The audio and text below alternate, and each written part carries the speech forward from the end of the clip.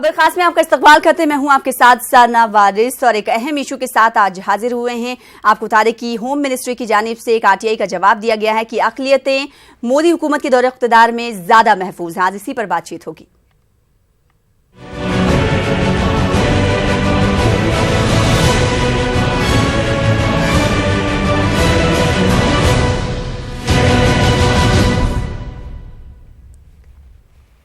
NDA के दौरे इक़्तिदार में अक़लियतें ज्यादा महफूज हैं। जी हां, ये दावा आरटीआई के जरिए फ़िरक़ा वाराना फसादात पर पूछे गए सवाल के जवाब में किया गया। वज़ारत दाखिला ने अपने जवाब में कहा है कि साबिक़ा यूपीए हुकूमत के मुकाबले मौजूदा एनडीए हुकूमत में अक़लियतें महफूज हैं। वज़ारत के मुताबिक 2004 से 2017 के दरमियान मुल्क भर में 10,399 फ़िरक़ा वाराना फसादात हुए, जिसमें 1600 से ज्यादा अफराद मारे गए, जबकि 30,000 से ज्यादा अफराद जख्मी हुए। 2009 से 2013 के दरमियान एक अंदाजे के मुताबिक 3,621 फसादात हुए, जबकि मौजूदा हुकूमत के इक़्तिदार में आने के बाद 2,920 फ़िरक़ा वाराना फसादात हुए हैं। उधर गुज़िश्ता दिनों बीजेपी के सीनियर लीडर गुलाब चंद कटारिया ने मुतनाज़ा बयान दिया है। कटारिया ने उदयपुर में एक इजलास से खिताब करते हुए लव जिहाद के मुद्दे को उठाया। उन्होंने मजीद कहा कि अगर हालात नहीं बदले तो मुल्क के हर शहर में पाकिस्तान होगा, एक छोटा पाकिस्तान होगा। आइए गुलाब चंद कटारिया ने क्या कुछ कहा है पहले सुना देते हैं, फिर अपने मेहमानों का भी तारुफ कराएंगे। तो गुलाब चंद कटारिया के बयान को सुनाने की कोशिश करेंगे और हमारे साथ इस वक्त खास मेहमान भी जुड़ चुके हैं, उनका तारुफ भी करा देते हैं। हमारे साथ उमर दराज साहब कांग्रेस लीडर हैं, जयपुर से हमें ज्वाइन कर रहे हैं, आपका इस्तकबाल करते हैं। और साथ ही साथ मौलाना वसीम गाजी साहब हैं, मुस्लिम स्कॉलर हैं, ये हमारे साथ नोएडा से बने हुए हैं, आपका इस्तकबाल करते हैं। और साथ ही साथ आशीष मिश्रा साहब बीजेपी का पक्ष रखने के लिए हमारे साथ जुड़ चुके हैं नोएडा से, हमें इन्होंने ज्वाइन किया है, आपका इस्तकबाल करते हैं। और साथ ही साथ इनामुर रहमान साहब तज्जिया निगार हैं, ये हैदराबाद से हमें ज्वाइन कर रहे हैं। आप चारों का इस्तकबाल करते हैं। और सबसे पहले हम इनामुर रहमान साहब आपके पास आना चाहेंगे। आप तज्जिया निगार है, आपका तज्जिया क्या कहता है जिस तरीके से मोदी हुकूमत ने एक आरटीआई के जवाब में कहा है कि अक़लियतें मोदी हुकूमत के रिजाइम में ज्यादा सेफ है, महफूज हैं। क्या आपका तज्जिया क्या कुछ कहता है?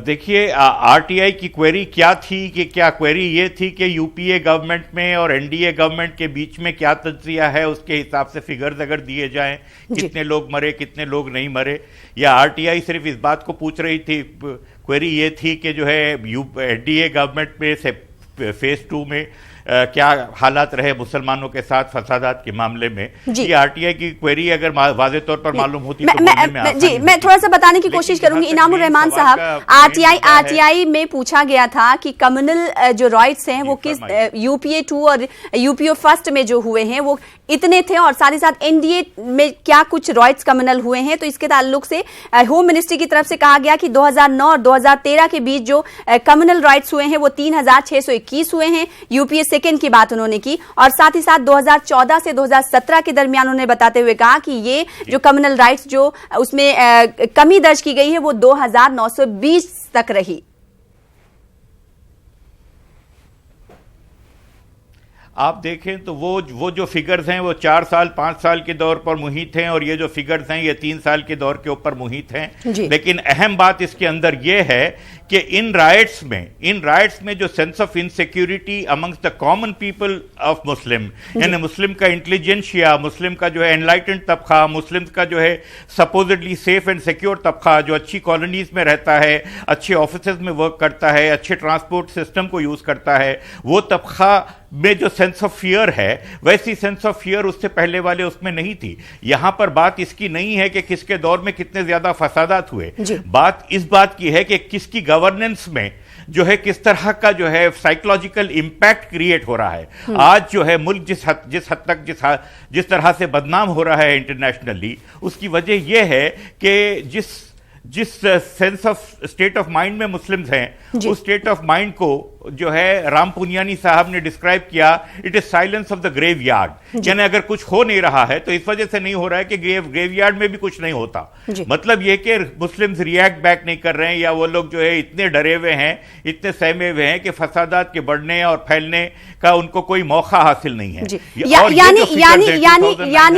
यानी मुसलमान जो है उनमें एक डर है, एक तरह का खौफ है। हमारे साथ आशीष मिश्रा साहब हैं। आशीष जी, मुसलमानों में डर है, ये जमीनी सतह पर लोग महसूस कर रहे हैं, ऐसा स्कॉलर्स भी कहते हैं और अभी नालमुर रहमान साहब ने भी कहा। क्या कहेगी बीजेपी? बीजेपी क्या कहेगी, ये तो आरटीआई से खुलासा हुआ है, आप लोगों ने देखा है अभी।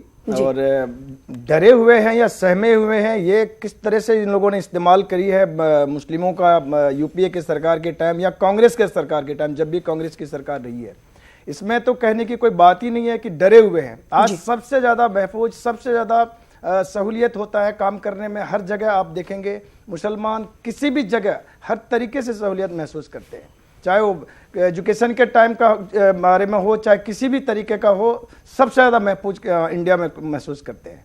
आपने इससे पहले आरटीआई का खुलासा अभी जो क्लियर किया है, आपने कहा कि 3 साल का है, आगे और भी आएंगे आपको उसके बारे में पता चलेगा।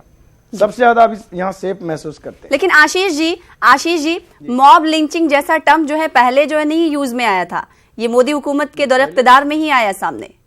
नहीं, पहले भी मॉब लिंचिंग इस तरह की घटनाएं पहले भी घटती थी, लेकिन उस पे भी ज्यादा गाय के नाम पर सियासत इतनी नहीं हुई कि इंसानों को मार दिया जाए। आशीष जी नहीं, वो आप एक दो घटना को आप एक दो घटनाएं नहीं है, एक दो घटनाएं नहीं है, कितने सारे नाम, अलीमुद्दीन, पहलू खान। कभी इसका सपोर्ट नहीं करिए, मोदी सरकार कभी इस चीज का सपोर्ट नहीं किया है। जब भी चाहे मंच से हो, चाहे हर तरीके से हो, उन्होंने इसका विरोध किया है। ठीक है। और अपने लोगों को जो लोग भी करें उनको सावधान किया है कि आगे से ये घटना इस तरह की नहीं होनी चाहिए। आप उसको इससे नहीं जोड़ के देखेंगे कि उसमें सेफ महसूस नहीं कर रहा है कोई।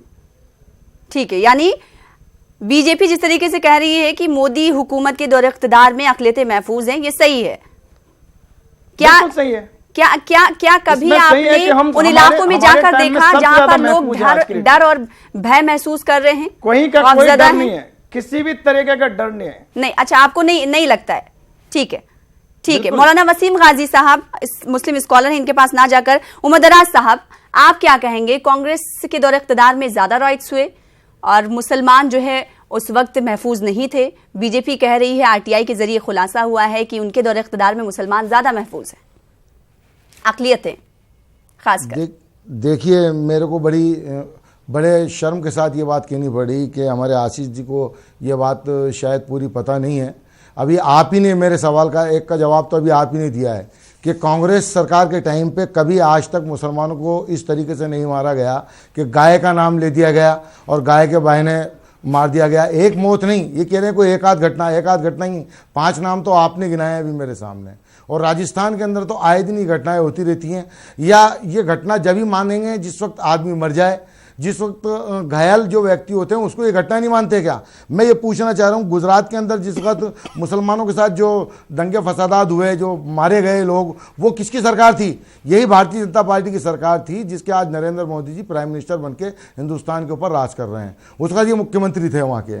तो मैं ये पूछना चाहता हूँ आशीष मिश्रा जी से कि आप ये पूरे अल्पसंख्यकों की तरफ ये इल्ज़ाम लगाना चाहते हैं या महफूज समझना चाहते हैं, या खाली मुसलमानों को? अगर मैं खाली मुसलमानों की बात करूं तो अल्पसंख्यकों में तो बहुत सारे लोग आते हैं, मगर अगर मैं खाली मुसलमानों की बात करूं तो अभी साक्षी महाराज जी ने बयान दे दी है और गिरिराज सिंह जो इनके केंद्रीय मंत्री हैं, इन जैसे लोगों ने बयान दे दिए कि साहब अगर जो भारतीय जनता पार्टी को वोट नहीं देता है वो पाकिस्तान चला जाए। तो मैं ये कहूं कि कहां महफूज हो गया मुसलमान? फिर मुसलमानों को दिल में अगर डर नहीं बैठेगा, भय नहीं बैठेगा, उसको जान का खतरा सामने दिखाया जा रहा है, अगर उसको इस तरीके से तड़ी दी जाएगी तो महफूज मुसलमान यूपीए सरकार में अपने आप को मानेगा या एनडीए सरकार में, नरेंद्र मोदी सरकार के अंदर मानेगा? हम महफूज मुसलमान कहीं किसी कीमत पर भी नहीं है। आज हमारी बच्चियों की अजमतें लूट ली जाती हैं, बसों के अंदर हैं, रोडों के ऊपर पटक के अजमतें लूट ली जाती हैं। हमारा कोई हिमायती नहीं है, हमारा नौकरी में कहीं रिजर्वेशन नहीं है।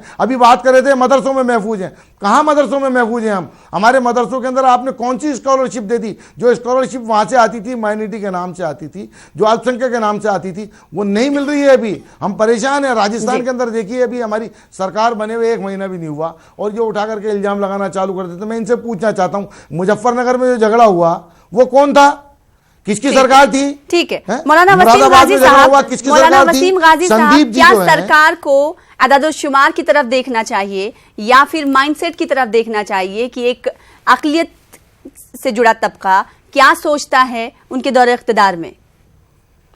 देखिए, अभी जो कांग्रेस के प्रवक्ता गुजरात की बात कर रहे थे, इनको नहीं मालूम कि इससे भी ज्यादा हौलनाक, इससे भी ज़्यादा भयानक, इससे भी बड़ा जीनोसाइड, इससे भी बड़ी बर्बरियत गुजरात में कई बार हो चुकी थी। और कांग्रेस के दौर में जैसे खतरनाक हौलनाक फसादात पूरे हिंदुस्तान में हुए, मलियाना में हुआ, मेरठ में हुआ, मुरादाबाद में हुआ और बिहार में हुए, तो उसकी तो कोई तारीख नहीं है। भारतीय जनता पार्टी अगर आप तादाद गिनेंगी, आप पहले पूरी बात सुनिए, अगर आप गिनती शुरू करेंगी, आप अगर गिनती गिनेंगे तो वो कोई कंप्यूटर ऐसा नहीं है कि जो उस गिनती को पूरा कर दे। दूसरे बात, जितने भी ब्लास्ट होते थे, जितने भी ब्लास्ट हुए, चाहे वो मक्का मस्जिद में हुआ, चाहे वो अजमेर शरीफ में हुआ, तो ये कांग्रेस के लोग बगैर इंक्वायरी के मुसलमानों को अंदर कर देते थे और 15-15 साल से वो जेल में रहे और उसके बाद पता लगा कि वो इनोसेंट थे। ये बात सही है कि कांग्रेस फसादात की जननी है, कांग्रेस ने मुसलमानों को तबाह व बर्बाद किया, लेकिन इसके बावजूद भी जो बीजेपी की गवर्नमेंट है उसमें मुसलमान ज्यादा गैर महफूज महसूस कर रहा है, मुसलमान ज्यादा असुरक्षित, क्योंकि इनके यहाँ सहनशीलता नहीं है। इनके यहाँ जो है ऐसा डर मुसलमानों में पैदा कर दिया गया है कि अगर कोई आदमी इनके खिलाफ बोलता है तो ये बोलते हैं कि पाकिस्तान चले जाओ, चाहे वो नसरुद्दीन शाह हो, चाहे वो आमिर खान हो, चाहे वो कोई और इंटेलेक्चुअल हो। तो बीजेपी के लोगों ने तो जो इतनी लिंचिंग की है, इतने तबाही मचा रखी है, और इनको मोदी जी ने सर्टिफिकेट दे रखा है, योगी जी ने सर्टिफिकेट दे रखा है, और इनके जो गिरिराज किशोर जी हैं, इनके जो मंत्री जी हैं, इनकी जो ये रितंबरा जी हैं, ये तो कहती हैं कि एक के बदले 100 मुसलमानों को काटो। और इन्होंने जिस तरीके से गाय के नाम पे मुसलमानों की लिंचिंग की है, जिस तरीके से ट्रेन में चलते हुए लोगों का कत्ल किया है, और चूंकि अब बीजेपी पावर में आ गई है और यही लोग फसाद करवाते हैं, तो इनके दौर में जो गयूर साहब ने अभी कही है, गयूर साहब ने बिल्कुल सही बात की है कि फसादात तो होते थे कांग्रेस के जमाने में, लेकिन मुसलमान गैर महफूज जो असुरक्षित महसूस कर रहा है बीजेपी के जमाने में, क्योंकि बीजेपी ने खासतौर से उत्तर प्रदेश में, अभी आपने देखा था जो आपके उत्तर प्रदेश में एक बहुत बड़ा कासगंज में जो बहुत बड़ा फसाद हुआ, और इस वक्त तो ऐसा लग रहा है कि मुसलमान डरे हुए हैं, खामोश हैं, और मुसलमानों को ऐसा लग रहा है कि कभी भी उनके साथ बीजेपी की गवर्नमेंट खासतौर से उत्तर प्रदेश में कभी भी कोई फसाद करवा सकती है, कभी भी किसी गयूर साहब क्या वाकई में आपका तज्जिया ये कहता है कि अक़लियत जो है उनमें इतना डर पैदा हो चुका है कि वो अपनी जबान तक खोलना नहीं चाहती? अगर नीचे तबके की बात करेंगे, अगर लिबरल इंटेलेक्चुअल तबका उठकर सामने आकर कोई बात कहता है तो फिर आम आदमी क्या कुछ कहेगा? क्या आपको ये लगता है कि आम आदमी हर कुछ कहने से अब कासिर है, मोदी गवर्नमेंट में कुछ भी नहीं कह सकता, उसको डर है कि अगर वो बोलेगा तो उसके साथ पता नहीं कैसा सुलूक किया जाएगा? वैसा ही सिचुएशन है। बात देखिए आपको वन टाइम सॉलिसिटर जनरल क्या नाम था अपना, सोली सोराब जी साहब की बात को याद करना चाहिए कि उन्होंने ये कहा कि the problem is not that of speech, the problem is that of after the speech, कि स्पीच देने के बाद क्या होगा उसका प्रॉब्लम महसूस कर रहे हैं लोग, कि फ्रीडम ऑफ स्पीच का प्रॉब्लम नहीं है। तो आज तो ये हाल हुआ है कि पढ़ा लिखा तबका, अमृत्या सेन जैसे जो है शख्स जो है कह रहे हैं कि एक तबका जो है डरा हुआ है और ये मुल्क की बहबूदी के लिए ठीक नहीं है। तो इसमें किसी तरह की, देखिए बीजेपी के लोग, मिस्टर मिश्रा साहब, वो डिफेंस ऑफ द अनडिफेंसिबल वाले तो स्पेशलिटी है बीजेपी के लोगों की, और ये ऐसी स्पेशलिटी कांग्रेस वालों की भी है, इसमें कोई डाउट नहीं है। मगर मैं आप मीडिया वालों से ये कहना चाह रहा हूं कि आप मीडिया वाले इस इश्यू को कांग्रेस और बीजेपी, एनडीए और यूपीए के तनाजुर में मत देखिए, इसको ये देखिए कि एक पार्टी, एक हुकूमत, एक आदमी अपने आप को सारे डिक्लेरेशंस करके जो है सेंट्रल स्टेज पर आता है, और उसके आने के बाद वो ये कहता है कि भाई गाड़ी के नीचे अगर कुत्ता का पिल्ला आके मर जाता है तो क्या मैसेज जाता है उसके चाहने वालों को और उसके नहीं चाहने वाले या उससे डरने वालों को। तो वैसा आदमी जिसके बारे में कोर्ट्स ने कहा हुआ है कि वो नेग्लिजेंस के जिम्मेदार रहे हैं, तो वैसे आदमी के दौरे हुकूमत में अगर आज मुख्तलिफ लोग, गिरिराज किशोर वगैरह की बात हुई, और भी लोग हैं, ये मिश्रा साहब कहते हैं कि हर जगह एक छोटा पाकिस्तान बन जाएगा, तो क्या मैं ये समझूं कि मिश्रा साहब इस बात को मान रहे हैं कि पाकिस्तान को इन्होंने ही बनाया था, अब हर जगह एक छोटा पाकिस्तान अलग बना के हमको घेटवाइज कर देंगे, हमको बिल्कुल अलग कर देंगे? गयूर साहब का जवाब दें, आशीष जी, गयूर साहब के सवाल का जवाब दें। हम नहीं है सर, पाकिस्तान बनाने वाले कांग्रेसी थे, आपको मालूम होगा। आप हमारे से पूछ रहे हैं इस सवाल के जवाब। हम कांग्रेस हम नहीं है पाकिस्तान बनाने वाले। रही बात महफूज की, महफूज तो आज कैसे आप महसूस कर रहे होंगे, आप भी हैं मुस्लिम, आपको भी मालूम होगा। आज की डेट में ऐसा कुछ भी नहीं है। आप मोदी जी का नारा है सबका साथ सबका विकास, ऐसा कुछ भी नहीं है। आज हम लोग ने ट्रिपल तलाक बिल के लेके आए, आज कांग्रेस ने साथ नहीं दिया हमारा राज्यसभा में, आपने देखा होगा। क्या हमने किसी के बारे में नहीं सोचा? ऐसा कुछ भी नहीं है। रही बात देश छोड़ के जाने की या रहने की, कभी आज तक मंच से, मैं आपके इस मंच से आपको बोल रहा हूं, कभी किसी ऐसे मंच से हमारे मोदी जी ने कभी नहीं कहा कि किसी को मंच देश छोड़ के जाना। आशीष जी, मोदी जी ने नहीं कहा, ठीक है, वजीर आजम नरेंद्र मोदी ने नहीं कहा, लेकिन आपके लीडरान ने कहा ना, जो कैबिनेट में मिनिस्टर उन्होंने कहा, जो रियासत में मिनिस्टर उन्होंने कहा। हर बार जब कुछ होता है तो मुसलमानों से कहा जाता है कि आप मुल्क छोड़कर चले जाएं। अभी गुलाब चंद कटारिया के बयान, अभी जिस तनाजुर में, लव जिहाद के तनाजुर में गुलाब चंद कटारिया ने बयान दिया है कि अगर लव जिहाद के मामले पर रोक नहीं लगाई गई तो मुल्क का हर हिस्सा एक छोटा पाकिस्तान बन जाएगा। आखिर इन सब बातों का क्या तुक बनता है? लीडरान को ये नहीं चाहिए कि वो रोजगार, तालीम, सेहत की तरफ ध्यान दे, मुल्क की तरक्की की तरफ ध्यान दे? ये तमाम बयानबाजियां आखिर क्यों बीजेपी के लीडरान की जानिब से दी जाती है? आशीष जी, सवाल करना चाहता हूं, मैं बता रहा हूं आपको, मैं सवाल करना चाहता हूं, बयान को मैं समर्थन नहीं कर रहा हूं, ना तो पार्टी कर रही है। रही बात, आप दंगे की बात कर रहे हैं, मॉब लिंचिंग की बात कर रहे हैं, कांग्रेस आशीष सर कैसे कहते हैं? गिरिराज सिंह खुलेआम कहते हैं, नहीं आप लोगों को लगता है? मैं बताऊं इनको सबूत के साथ। साक्षी महाराज खुद कहते हैं, मैं सबूत भी बताऊंगा, मैं आपको दे रहा हूं ना। कांग्रेस को डायलॉग पे याद कीजिए ना, वो क्या बोलते हैं हिंदुस्तान के बारे में? आपको साक्षी महाराज जी ने कहा, गिरिराज सिंह जी ने कहा, और कितने नाम बताऊं मैं आपको? आप मणिशंकर अय्यर जी का बयान देखा कभी आपने? बताइए मुझे, आपने अभी ये कहा कि साहब, उन्होंने ये तो नहीं कहा कि पाकिस्तान भेज दो। आपने तो, अगर आमिर खान ने कुछ बोला तो आपने उसके लिए कह दिया कि पाकिस्तान भेज दो। नसीरुद्दीन शाह कुछ बोले, आपने उनको नहीं बोल दिया पाकिस्तान भेज दो। नसीरुद्दीन शाह कह रहे कि मैं शर्मा राजस्थान के महसूस कर रहा हूं, मुझे बताएं, और तुम्हारे मुंबई का जाके माहौल देखिए, पहले क्या था और आज के डेट में क्या है? गुलाब चंद कटारिया सुरक्षित मुस्लिम महसूस कर रहे हैं, आपको पता ही नहीं इसके बारे में। गुलाब चंद कटारिया एक जिम्मेदार, आप गुलाब चंद कटारिया जी की बात कर रहे हैं, मैं आपको नसीरुद्दीन शाह की याद दिलाता हूं। नसीरुद्दीन शाह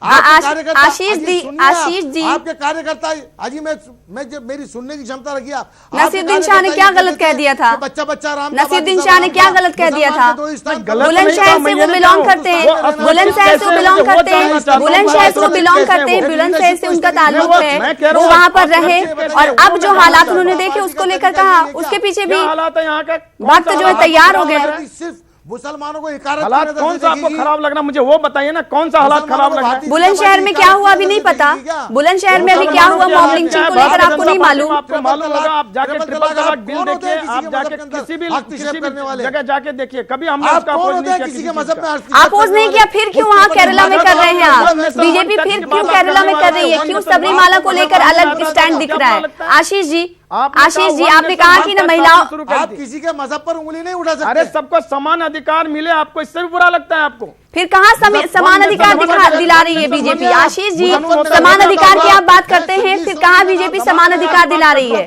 सबरीमाला में तो आप महिलाओं को जाने नहीं दे रहे हैं, आप भक्तों के साथ हैं, जो तशद्दुद कर रहे हैं, जो हिंसा कर रहे हैं, आप उनके साथ हैं। मक्का जाने के लिए हमने कहा था कि अकेली महिला जा सकती है, पहले इन्होंने कभी इस तरह के कानून लेके आए थे? आशीष जी एक जवाब दे दीजिए, सबरीमाला को लेकर फिर बीजेपी का अलग स्टैंड क्यों है? क्या वहां पर खवातीन के मौलिक अधिकार का वहां पर आपको पास लिहाज नहीं रखना चाहिए? फिर आप वहां पर भक्तों के साथ हैं, आप कहते हैं कि हम जो प्रथा चली आ रही, जो परंपरा चली आ रही है, हम उसी के साथ हैं, फिर तो आप वहाँ पे मौलिक अधिकार खवातीन को नहीं दिला रहे हैं। समान अधिकार दिलाना अलग चीज है, मंदिर में जाना अलग चीज है, आप उसको इससे क्यों जोड़ रहे हैं? ये तो ट्रिपल तलाक का मामला है। क्यों मौलिक अधिकार वहाँ नहीं है? मौलिक अधिकार वहाँ नहीं है? नहीं, मौलिक अधिकार है। मैं ये कह रहा हूँ कि ट्रिपल तलाक का मामला है। जब तलाक देके महिलाएं वहाँ परेशान होती रहती है, दरवाजे नहीं खुलते हैं, बंद करके चले जाते हैं। लोगों ने तो हिंदुस्तान को बांट के रख दिया, उसके बारे में बात कर रहा हूं। ठीक है, मुसलमानों ने कभी आज तक ये बात नहीं की। मस्जिद अलग नहीं है, क्यों? मक्का जाने के लिए हमने नहीं कहा, मक्का जाने के लिए हमने सरकार ने इजाजत दी है, कांग्रेस पहले महिला जा सकती है, कभी कांग्रेस नहीं जा सकती कि मंदिर अलग और मस्जिद अलग। कांग्रेस क्या बात करती है सर? कांग्रेस तो जहर घोल दिया, मुस्लिमों के अंदर जहर घोल दिया और उनको यूज किया। 36 कौमों को साथ मुस्लिम में जब भी यूज हुआ है तो सिर्फ कांग्रेसी से यूज हुआ है। बीजेपी ने कभी यूज नहीं किया सर। आपने तो ऐसा जहर घोल रखा था कि बांटो, देश में बांटो और शासन करो। आप जिस चीज में आज आपकी हालत इसलिए खराब हो रही है क्योंकि आपने बांटने की राजनीति करी है और आज भी कर रहे हैं। मुसलमान वही करेगा। आज भी आप बांटने की राजनीति हिंदू मुस्लिम को अलग कर रहे हैं। आज आपको वोट मांगना पड़ा था, आप जनेऊ पहन के चले गए। कुरान के फैसले को दराज साहब और आशीष साहब, आप दोनों एक साथ बात कर रहे हैं, समझ में नहीं आ रहा है। ठीक है, मौलाना वसीम गाजी साहब, हिंदुत्व का एजेंडा बीजेपी इसकी बात बार बार करती है, और आपको क्या लगता है कि जो माइंडसेट है, अगर जो लीडरान है बीजेपी के, बड़े लीडरान है जिनकी जानिब से बयान दिए जाते हैं, मुतनाज़ा बयान दिए जाते हैं, हमेशा मुसलमानों को कहा जाता है कि वो मुल्क छोड़कर चले जाएं, तो क्या नहीं लगता कि अक़लियतों पर एक खास तरह का इम्पैक्ट पड़ता होगा, जहनी तनाव उन्हें होता होगा? देखिए, ये बिल्कुल आपने बहुत सही सवाल उठाया है, और आज ही एक राजीव धवन साहब ने एक सुप्रीम कोर्ट के प्रोसेस के तहत एक छोटा सा एक राइडर डाला था कि साहब जो यूजुल अली साहब थे 1994 में वो कल्याण सिंह साहब के वकील थे, तो आज इनकी जो छर्रा ऑर्गेनाइजेशंस हैं, आज जो इनके ग्रोह हैं, उन्होंने इतना मुल्क में आतंकवाद मचा दिया। आज बीजेपी वालों ने, उन्होंने कहा कि जो जस्टिस रंजन गोगोई हैं वो तो कांग्रेस के एजेंट हैं, वो तो कांग्रेस के चीफ मिनिस्टर के जो हैं बेटे हैं, उनको हटाया जाए। और उन्होंने कहा कि ये सुप्रीम कोर्ट की साजिश है, उन्होंने कहा कि राजीव धवन की साजिश है। तो आज इन्होंने ऐसा आतंकवाद फैला दिया, और इनका उस दिन क्या हाल होगा जिस दिन अगर बाबरी मस्जिद के हक में फैसला आ गया और सुप्रीम कोर्ट ने अगर ये कह दिया कि वह बाबरी मस्जिद थी, बाबरी मस्जिद रहेगी, तो ये इतना आतंक मचाएंगे कि ये मुसलमानों का जीना मुश्किल कर देंगे। तो इन्होंने क्या किया, कांग्रेस ने मुसलमानों का जीना मुश्किल कर रखा था, लेकिन बीजेपी के दौर में हमें ऐसा लग रहा है कि जीना मुश्किल हो रहा है। दोनों पार्टी एक हैं, एक ही चट्टे के बट्टे हैं। इन्होंने मुसलमानों का कत्लेआम किया है, और बीजेपी का तो ये धंधा ही है। बीजेपी को तो दंगाई पार्टी बोला ही जाता है, और आज अगर फैसला आ जाता मुसलमानों के फेवर में, तो आज इनकी जो छर्रा ऑर्गेनाइजेशन है, आज जो इनके दल हैं, आज जो आपके इनके नेता हैं, वो इस मुल्क में इसके ईंट से ईंट बजा देते, मुसलमानों का कत्लेआम कर देते, जोनोसाइड कर देते, क्योंकि ये सुप्रीम कोर्ट का भी अपमान कर रहे थे, सुप्रीम कोर्ट को गालियां दे रहे थे। इस पार्टी ने कोई एक्शन नहीं लिया। गयूर साहब, एक लास्ट कमेंट आपसे चाहेंगे। आखिर अक़लियतें अपने जहनी तौर पर, जिस तरीके से आपने जिक्र किया कि मेंटली तौर पे वो किस तरीके से सोचती हैं, ये जानने की जरूरत है। आखिर कब महसूस करेंगी अक़लियतें, और वो कैसे? देखिए, जब कानून का राज होगा, कानून का निफाज होगा, कानून के साथ, कानून के इदारों के साथ खिलवाड़ नहीं होगा, सीबीआई हुई या हाई कोर्ट हुआ या सुप्रीम कोर्ट हुए या एनआईए हुआ, जब उनको अपने मकसद के लिए पॉलिटिकल पार्टीज इस्तेमाल करना बंद करेंगी, तो जब एक जहनी तहफ़्फ़ुज़ आएगा, क्योंकि sense of security is directly connected with the sense of governance, with a good governance। और गुड गवर्नेंस में ये है कि जो इंस्टीट्यूशंस है उनकी इंडिपेंडेंस को खत्म ना किया जाए। मैं एक बात आपको बताऊं सेंस ऑफ इनसिक्योरिटी के ताल्लुक से, देखिए ये फैसल का डिस्कशन था, वो जम्मू एंड कश्मीर का टॉप रैंकर, वो लड़का आईएएस में जिसने इंडिया में टॉप किया था, अगर वो रिजाइन करता है और रिजाइन करने की ये वजूहत बनाता है कि वो जो है ये संतुष्ट नहीं है जिस तरह के हालात वहां पर हैं, तो सवाल ये उठता है कि अदाद-ओ-शुमार तो कह रहे हैं कि अक़लियतें मोदी सरकार के गवर्नेंस में महफूज हैं। क्या वाकई अक़लियतें महफूज हैं? इसे जानने की बेहद जरूरत है। आप चारों खास मेहमानों का शुक्रिया अदा करना चाहेंगे। वक्त की बेहद कमी है। फिलहाल इसी के साथ आज की ये डिबेट यहीं पर खत्म होती है। इजाजत दीजिए, आदाब।